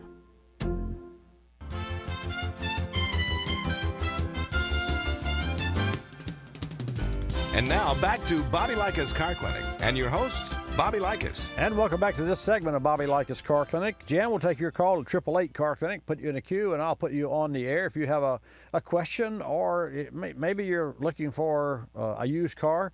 I mentioned a little earlier on that we had one of our clients that lost her car in a wreck. And the good news, it was totaled, was that she was not hurt. And as a result, she went out to look for a used car, and she called us and asked us a couple of things, and she had looked at a truck, and quite candidly, that really didn't work. Well, what she ended up buying was a Honda, and it was a four-door Honda, and it was a 2015 model, and listen to this, folks, it had 4,800 miles on it, 4,800 miles.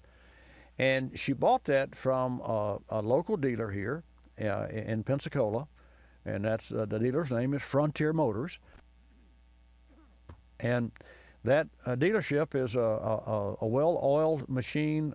They're honest, straightforward. Ivan Streckel. In fact, I'm going to bring Ivan into the studio one of these weeks because I'd like for you to hear his story and how he escaped before his family escaped Berlin. And it's a very interesting information that this gentleman that literally came here with only the clothes on his back and now runs the largest used car dealership in the state of Florida. Actually, it's called Frontier Motors. You get a chance to Google it just for grins, and you'll see his inventory there. It's, I don't know, 250 cars.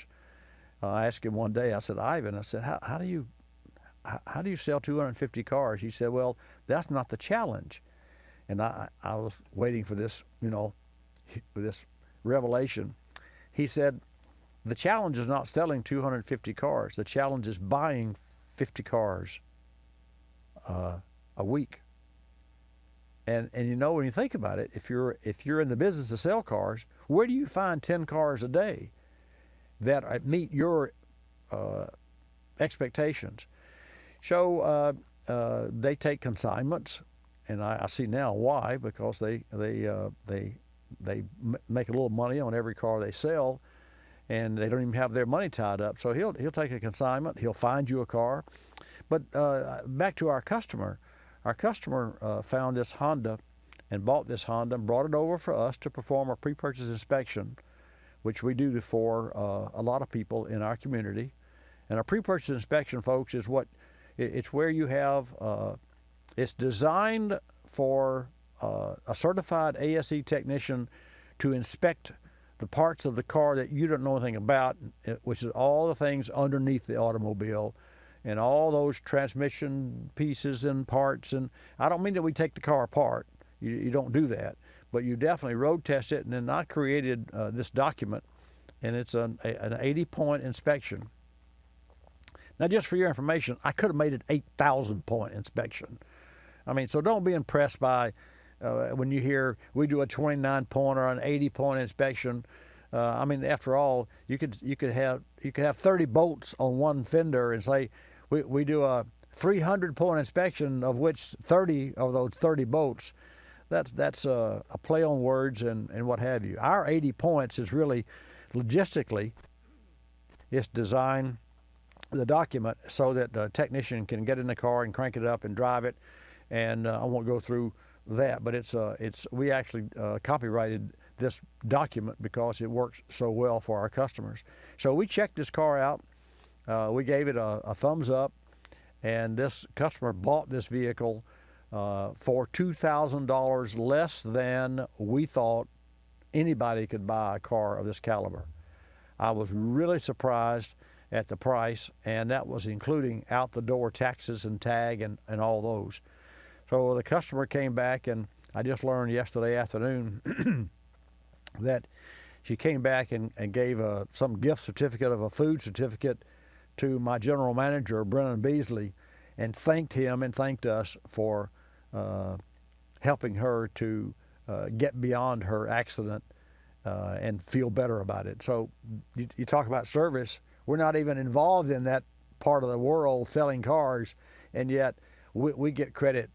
And that's when you can really parlay contacts and associates that you know that will meet your standards. And to that end, while I'm talking locally here about what happened here, as many of you know, I drive I don't drive it often, but I have a 2001 Viper that I bought new. And this car had the original alternator on it. And of course, every time you fire the car off, it has to charge. Well, if you don't drive it for a month, of course, I keep a computer charger on the car so the battery stays up. But the bottom line, it has big fans that cool the air conditioner, and a fan inside for the air conditioner, and a big fuel pump for the 10-cylinder motor, and all those sorts of things. Anyway, the alternator started to fail, and I kept driving it and started to fail. And then I said, okay, let's just find a new alternator. And a new alternator for that car was $1,200. And more importantly, you couldn't even find one unless you special ordered it because of the nature of the beast. So we took that alternator off this week and took it to another local business, B&M, and they've been in business for a long time. And what I got back yesterday, I wish you could see it. If it's out in the shop, so I won't, because it hasn't been reinstalled on the car yet. But I wish you could see it. It looks like a brand new alternator. It was glass beaded, or whatever media that they use at B&M to beat it. The aluminum housing looks brand new. The steel cover plate, or the whatever stainless steel back cover plate, is as new. It's all original, but it was just glass beaded so that it got all the dirt and the oxidation of being, 16 years old or 15 years old. And then the diodes, it didn't have 1 or 2 or 3 or 4 or 5. It had every diode in it blown out. So he replaced every diode, and he upgraded the diode from the factory diode to a more robust diode. And after all, those diodes were 15 years old. So I saved a lot of money. More importantly, when I saw the alternator, I really felt great about it, because now not only do I have the original alternator, he actually covered, he being the gentleman at B&M, actually covered the original factory decal on the alternator body, so that when he media blasted it, that when he pulled the tape off, that original sticker was still on, and is still on the car, which means a lot to me. And he said, when our team picked it up, here, this is for Bobby, I know he'll like this. And that really is a compliment to how we operate our service facility, and it's a compliment to how other people feel about you and the job that you've done, and the knowledge that you've done, that you provided in the local community. So we're going to put that on this next week, and I'll be driving that car again. Even all the little nuts and hardware are new, instead of having the old ones there. So I'm really proud of that, and I share that with you because sometimes, especially with specialty cars now, and cars like Porsches and Jaguars or Vipers, or boats, even boats, electrical charging devices can be very expensive, just like on police cars, because those cars idle a lot. So 140, 150, 200 amp, I don't know what the limit is on an alternator these days, but I can tell you a standard small car that uses electric fans will have a 130 amp alternator on it, whereas 15 years ago you had to have a police car to have a 130 amp alternator. Now, why is that? Because the car that you drive, no, it's not a Viper, maybe it's not a Porsche, maybe it's not a BMW loaded with electronics, maybe it's a Chevrolet Impala. But the bottom line, it has electronics. In fact, for your information, the average car has some 50 modules. The average car today has some 2.5 miles of wire. The average car has $8,000 worth of electronics on it. So when you're thinking about a car that gets to 5 or 6 or 7 years old, has 100,000 miles, or we had another customer come in, had a Ford pickup, had 200,000 miles on it. And rather than condemn this vehicle, we started to create a baseline for it. And I think this is something that's really important for you to know when you take your car in for service. Number one, you don't throw the baby out with the bathwater. You don't say, okay, you've got to put a new engine in it. We don't. We look at the codes that we see. We look at what our eyes and ears and our experience tells us. And in this particular case, spark plugs and coils and wires are typical Ford problems. And before you would start taking an engine apart or replacing engine parts, you would replace the supporting members of the cast, if you will, of that engine.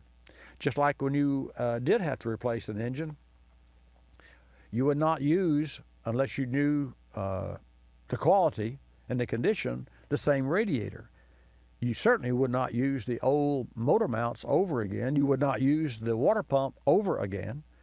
I mean, if I said you'd use the same oil that came out of the other motor, you'd know better. Well, what about the other supporting? So when you're calling around to try to get a price on an engine, whether it's a used engine or a remanufactured engine, and we usually we do both. We buy both for our customers. You want to make sure that you understand that the price that you're quoted, not necessarily here, because we're aware and very much aware of out-the-door prices, and that's what we quote.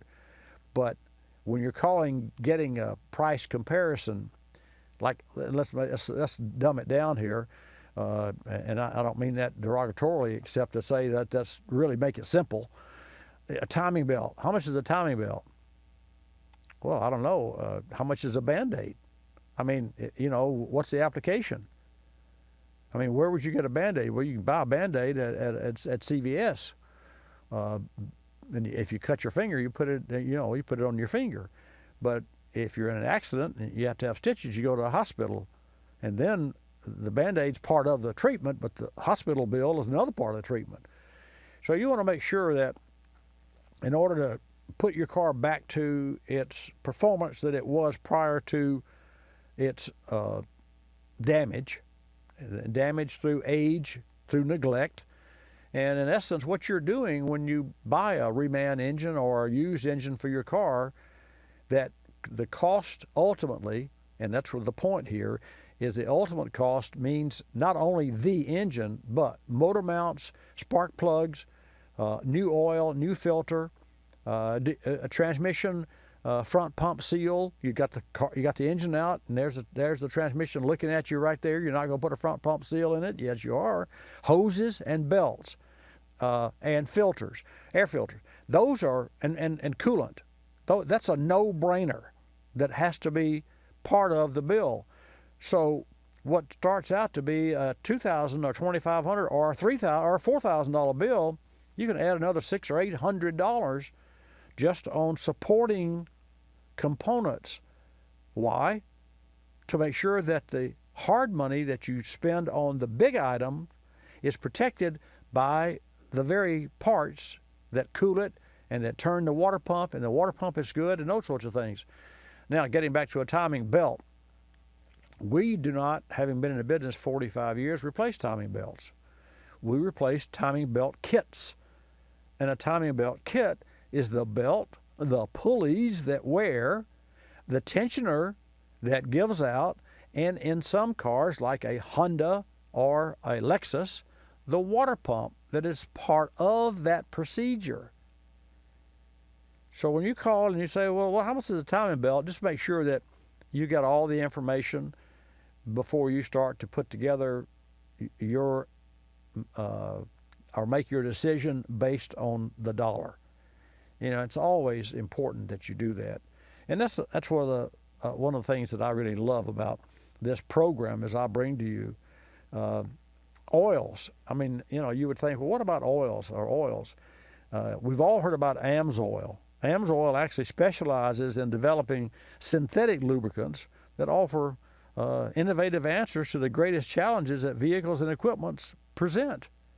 And AMSOIL's extraordinary performance of the synthetic lubricants in a range of markets. I mean, we're talking automotive, power sports, industrial, racing, and much more. It's influenced in our industry, and unmistakably, that's a brand that's recognized. And I can tell you from my experience with individuals that are on the AMSOIL brand, that AMSOIL's commitment to innovation builds those brand loyal customers. So next time you're considering an engine, or next time you're considering what's best for the car, whether it's transmission fluid, fuel additives, filters, or gears, or grease, you think about AMSOIL. And also you keep in mind Bobby Likis at Bobby Likis Car Clinic every Saturday from 10 till noon. I'm Bobby Likis. Like us, you'll love us. This is Bobby Likis Car Clinic. Bobby Likis Car Clinic is a copyrighted presentation of Car Clinic Productions Incorporated and may not be reproduced or rebroadcast without the express written approval of Car Clinic Productions Incorporated.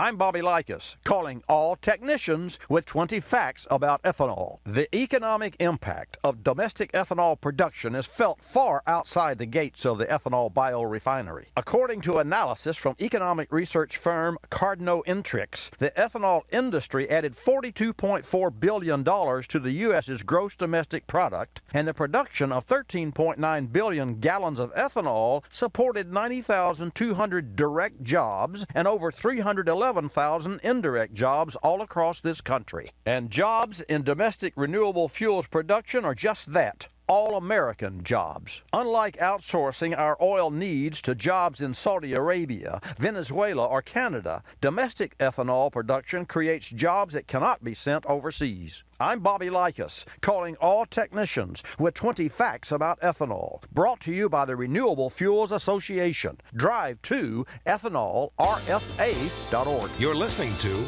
Bobby Likis Car Clinic. P. Outfitters, I'm Tina. How can I help you? I'd like to place an order. Great. Which item? The cotton roll neck sweater, large. Okay. Periwinkle, loaded, or caramel? The caramel, please. The what? I'd like it in caramel. Oh, the caramel? Yeah, that's what I said, Tina. Actually, you said caramel when it's pronounced caramel. Can't we just call it yellow? No. Everyone knows the best part of a Milky Way. They just don't know how to say it. After all, it's our caramel. It's caramel. Ugh, that makes a Milky Way great. You start my morning, you stir in my soul, you warm my heart, make me feel whole.